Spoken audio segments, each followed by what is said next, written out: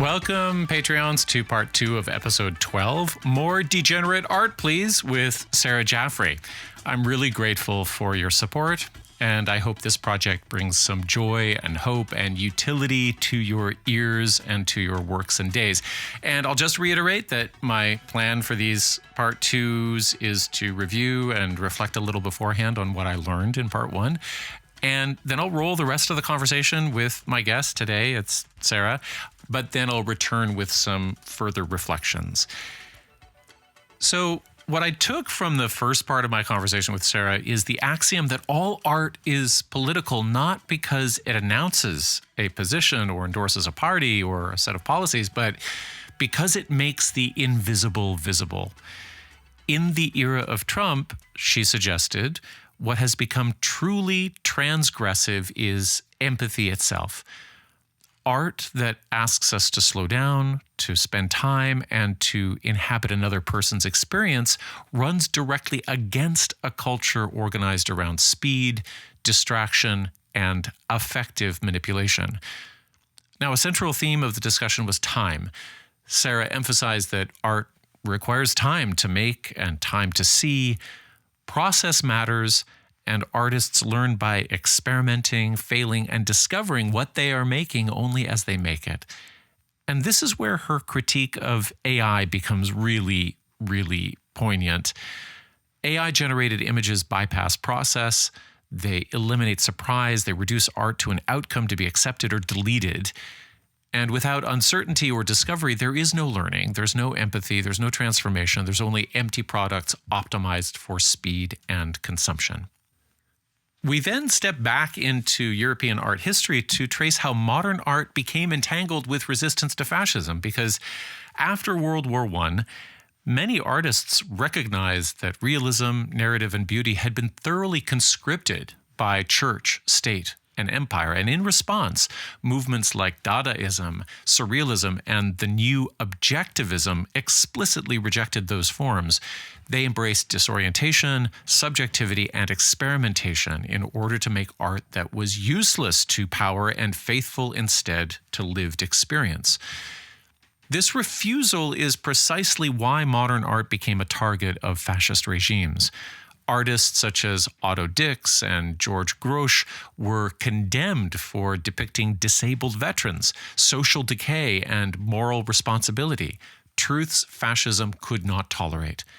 In contrast, Hitler's own attachment to nostalgic, beautiful ruin aesthetics revealed a broader authoritarian longing for a mythic past that never existed. The episode ultimately returned to art as witness, not art that reassures or flatters people in power, but art that records what it feels like to live in a particular time and place, and insists that empathy, patience, and attention are still at the heart of the artistic endeavor. Here's part 2 of my conversation with Sarah Jaffray.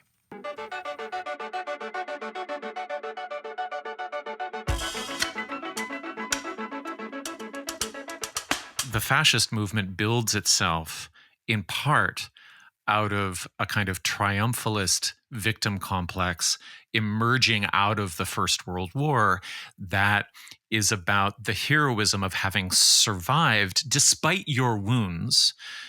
But I guess it can't admit any kind of vulnerability or even a sense of like, well, we had a role in doing this.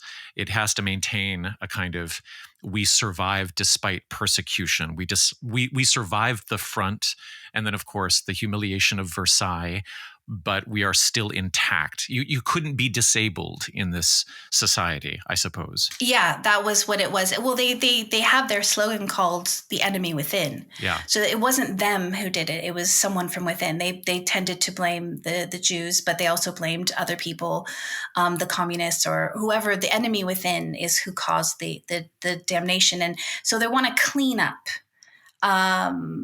all the degeneracy of society. And on the other hand, going on in Germany are these artists saying, we love this because this is real life, this new objectivity, but also not pulling any punches. I mean, they're not sentimental images at all.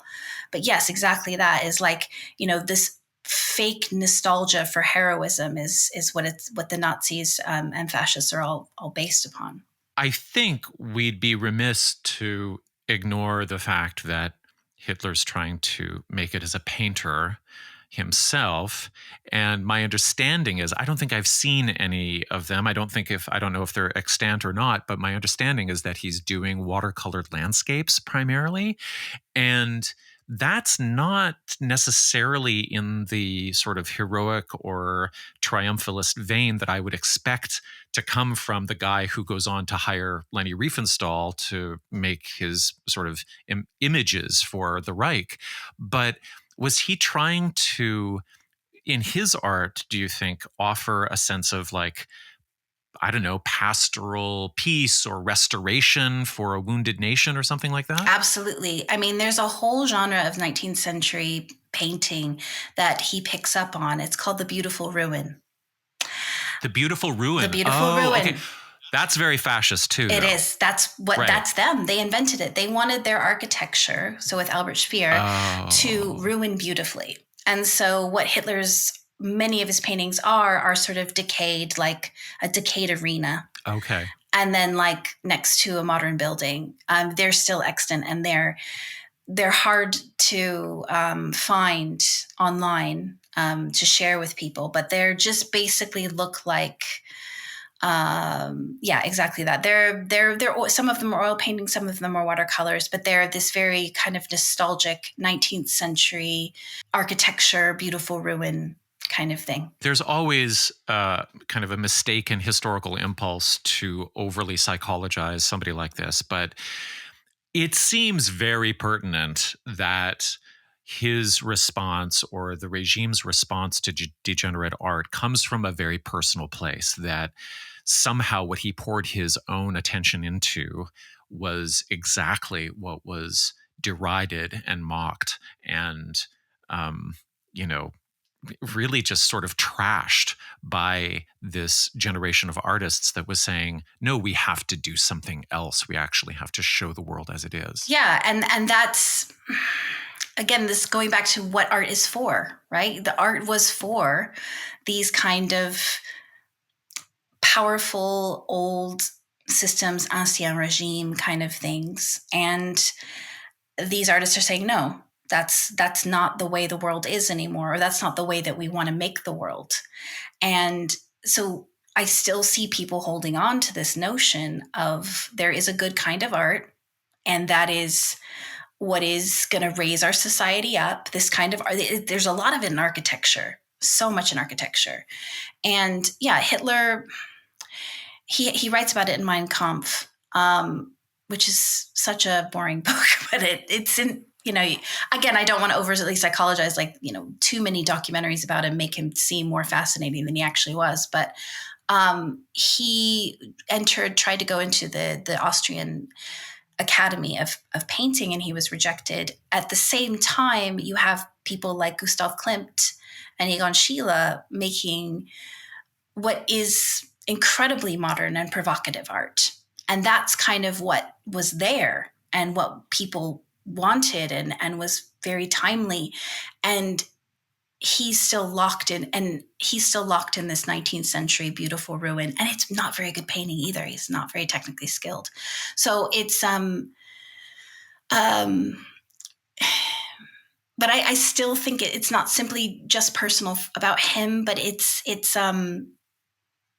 this bigger societal thing, like this nostalgia for a past that never existed. And for him, because he was an artist, that's where he puts it, rather than him having a bone to pick with artists. I think he just knew art, if that makes sense. Yeah, well, I think that the sort of psychological analysis of like, oh my God, they made fun of me, can probably be scaled up to the fact that there are, countless middle-class living rooms and dining rooms throughout the major urban centers of Germany that are filled with the beautiful ruins paintings at that time. And the people who live there are wondering what the hell is happening at the gallery down the street when the modern exhibition rolls through, and they feel the sort of aesthetic basis of their reality shaking. Yeah, there's part of that. It's interesting because I often get, so how many people like this modern stuff? And they really liked it. Oh, okay. There's a lot of really successful art. I'm not saying that it wasn't, because like people in the Bauhaus had a hard time, a lot of time. They were heavily criticized. But I think, Berlin was a place where people could go and really be successful, because this is what it feels like to live right now. And I see that. But yes, there is also always those people who are having the beautiful ruins on their wall and are wondering, what is all this sort of thing? But I'll also say that people had more time and more energy to go look at art. I think one of the things that I'm missing too, probably, is the regional characteristic of all of this too, where, of course, Berlin, during the Weimar period is like, this is where Brecht is, and this is where like people are doing incredibly transgressive stuff. And that's not where Adolf is finding his cultural juice, is it? No, it's Bavaria. He's in Bavaria, and that's really where he's targeting. And that's kind of that region there, which is more rural, where people don't have as much access to that sort of thing. So it's all. Again, I don't want to give him too much credit for calculating. I think there's a lot of happy accidents for him. Sure, right. But Germany's a huge country at this point.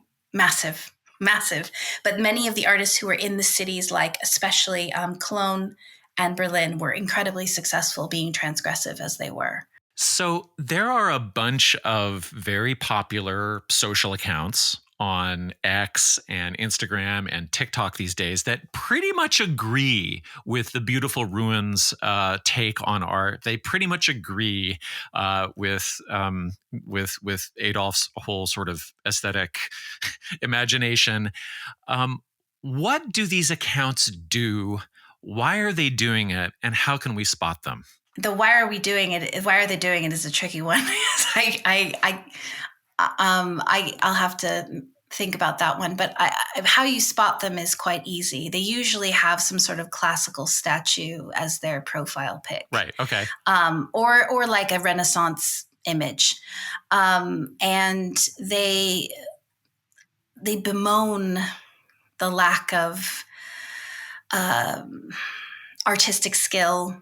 They will often put like an abstract painting, and then there might be someone, like a reel of someone just standing there looking at it like, what is this? And it's just really, it's essentially, it's always talking about how there's one kind of great art. Yes. And that everything else is never going to meet that. Right. And it's always bemoaning kind of the degenerating art world. Yeah, it's such similar language. And then it goes back to times that fascists love, which is classical Greece and Rome, and the Italian Renaissance. And and then often, sometimes they'll put in some like 19th century Orientalist paintings, because I can talk about the psychology of like this in the 19th century, because fascism was rife in the 19th century as well. Sure. What is optically real is truer, more factual, than something that is abstract. And when something's abstract, you're getting too much into chaos. And so what we have is like this pretend that the world was organized, that we had strong leaders, that we had order, because the art was more realistic. Right. And so when you get to a completely abstract painting, they like, there's no technical skill here, and it's completely not true. I have students who say this all the time. Well, where's the skill? And I say, what do you mean by skill? And they always mean optical replication. That's what they always, and this is the why that I'm trying to figure out as a teacher. Why does that equal skill?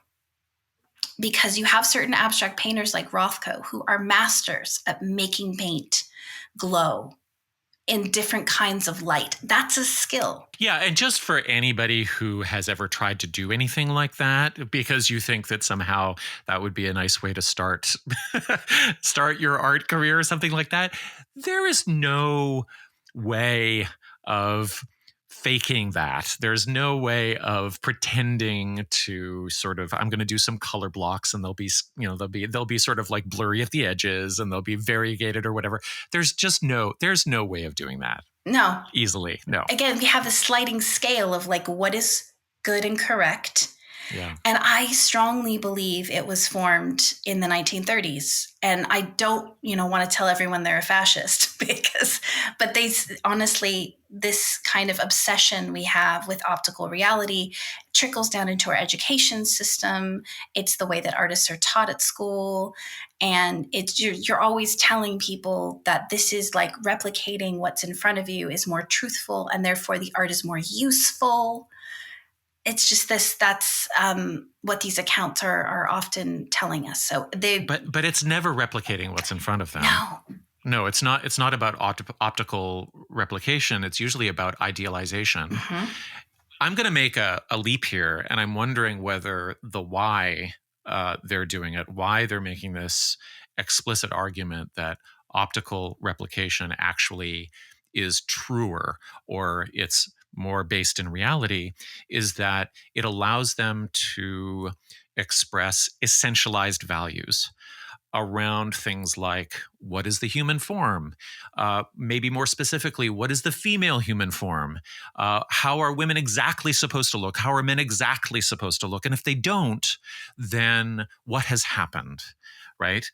I have this sense, I don't know if this is too much of a leap, but I think the recent ridiculous controversy over, Sydney Sweeney being sort of camera panned in her jeans advertisement is a kind of commentary on the sort of use of aesthetics to essentialize what women are or what a woman's body should be or something like that. And if those edges become fuzzy, if we don't exactly know what we're looking at, if we have to interpret, or if there's some sort of engagement or dialogue with the image, then that falls away. We have to be told, or I guess the Bronze Age X account or whatever has to tell you exactly what reality is or what an object is. And if they don't, then they don't really know whether you're living in the same world that they are. And then how would they actually politically control you?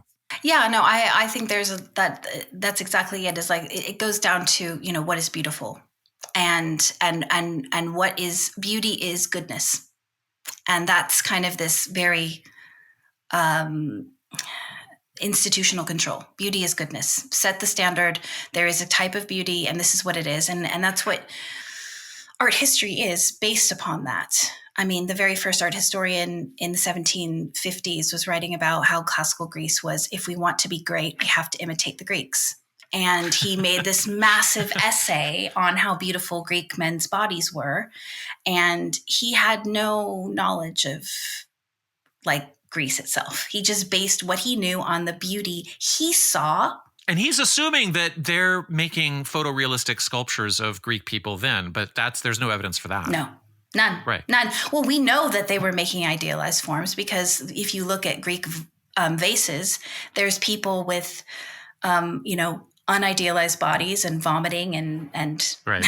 and doing many very, very bodily things in these. Right. So the spaces of these, it's a space of control essentially.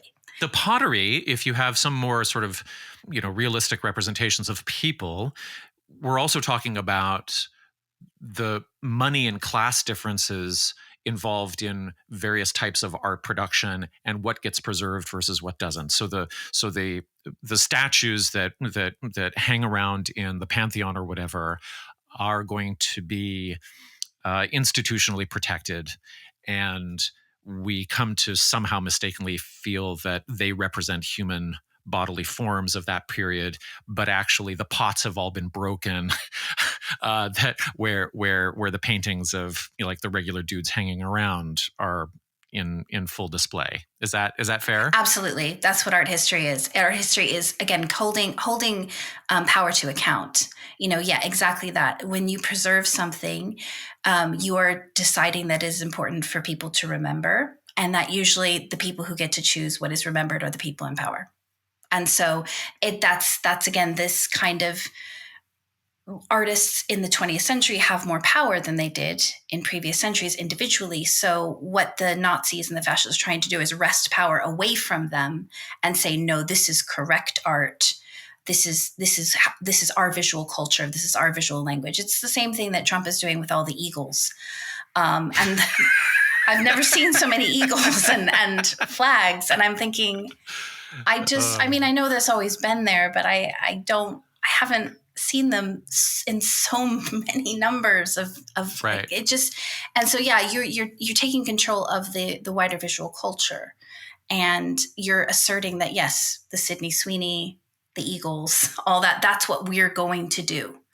And when you visualize, you have power over people's memories. You get to, you have power over future memory. And so I think that that's the importance of art here, is that if you are trying to tell us what is good art, you are trying to erase people's memory of what art can be. I know that sounds quite fatalistic and very grand, but that's, as a historian, that's what I always think about. That's very profound, actually, because going back to the top of our conversation, you opened with, artists make the invisible visible. And if, let's say, the $200 million ballroom that, Trump is building onto the White House right now is a series of kind of visualizations of what the American future should be, according to him, then that is actually bringing something that is invisible into visibility, and it's kind of predicting the future through aesthetics. I hadn't really thought of, style actually as being a way in which history can be pushed or channeled forward. But yeah, I agree with you. Yeah, you have to always have to reckon with it. And so if historians begin to write about it, they're talking about what future memory will be.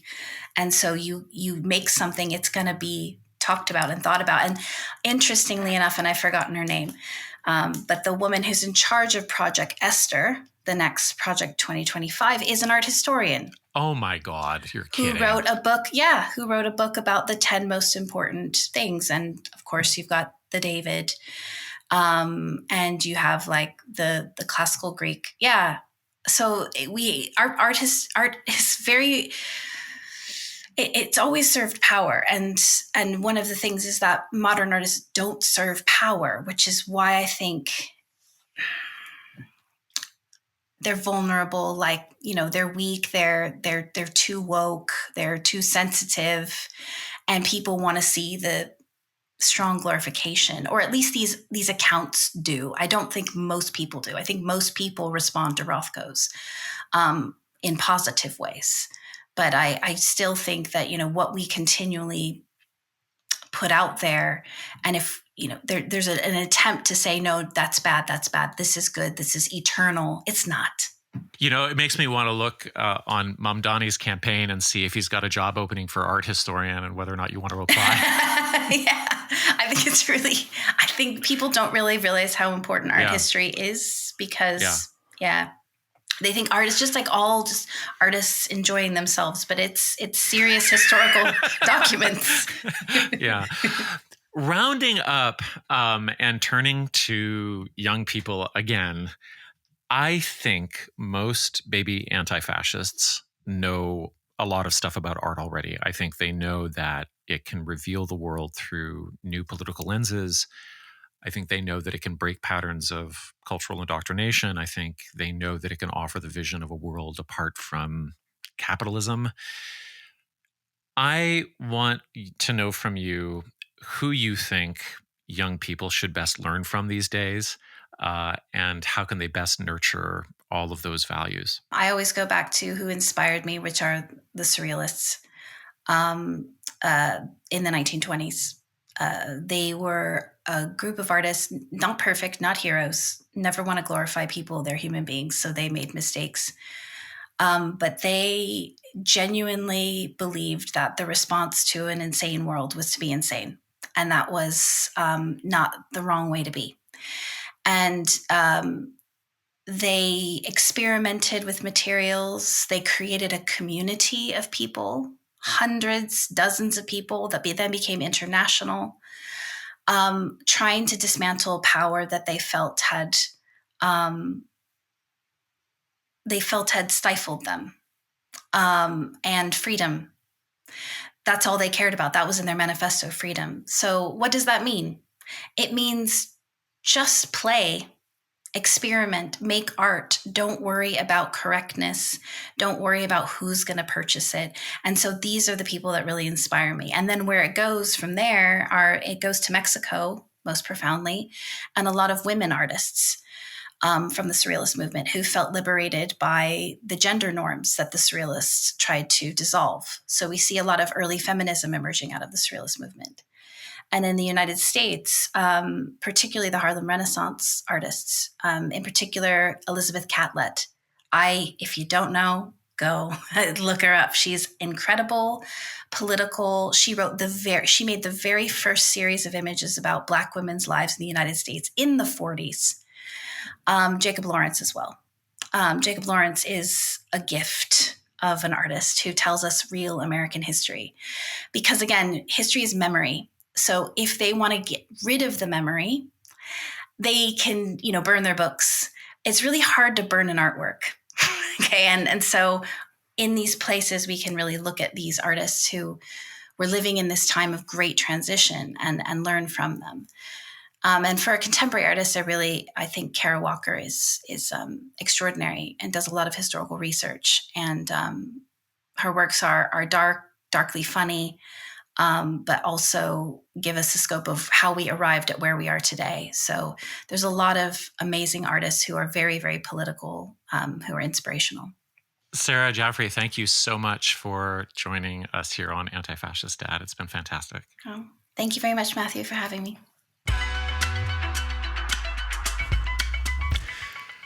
I was really happy to finish that discussion with Sarah with her advice for young artists, because it got me thinking about whether I have any advice for young writers, and I think I might. These first three bits come from mentors of mine.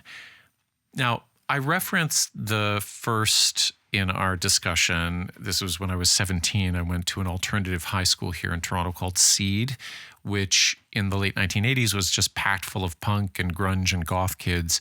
Many of us didn't fit into the mainstream school system because we were neurodivergent or we couldn't tolerate the rote learning. And then there was also a cohort of kids who needed Seed to be a safe home away from home. And so alternative or radical ways of educating and learning merged with an awareness of neglect, poverty, institutional abuse, or just being rejected by family because you were queer. One of my teachers there was named Luciano Jacobelli. He came from the Italian immigrant working class community here in Toronto, and he arrived at fiction and poetry through the death of his mother and a stint with the Hare Krishnas. He was an incredible teacher, but we also became friends and eventually lived in the same rooming house, staying up late reading books and talking about poetry. He was always supportive of my work, and his advice was always more psychological than technical in that Jaffray realm of making the invisible visible. He used to say, whatever you do, do not become a parody of yourself. If what you write does not surprise you, you should notice that. Now, being willing to be surprised involves a loose or generous relationship to time. And I think this goes for all creative work, but also for journalism and theory. And one of the great uninterrogated qualities of the TikTok age, I think, is that we're assessed and encouraged to judge each other on the first 5 seconds of a reel for its scroll-stopping potential. What that means, however, is that you have to come in hard with your hook or a visual hack. And while these can be very artful, if the driving force is assertiveness, is please pay attention to me right now, we're probably not dealing with the more tender strangenesses of our minds that are actually creative. And I think if you listen carefully, you can hear that edge everywhere. There's a paradox too, because as social fragmentation has increased, the need for self-certainty in that isolation has also increased. Now, a few years after my classes with Luciano, I was struggling with my first novel, and I interviewed the novelist and poet Lynn Crosby, she's here in Toronto, for the midnight radio show I was running at the time at CIUT, the University of Toronto radio station. So we met at a cafe before the show, and I told her all my troubles with the blank page, and she looked at me and said, "You know, sometimes I think it's when we're doing nothing that the deepest work happens. You're bored, you're watching TV, but something is working itself out inside you." Now, by the way, she wasn't giving depression a pass here. I think she was addressing the depressive aspects of wondering what comes next in a creative flow.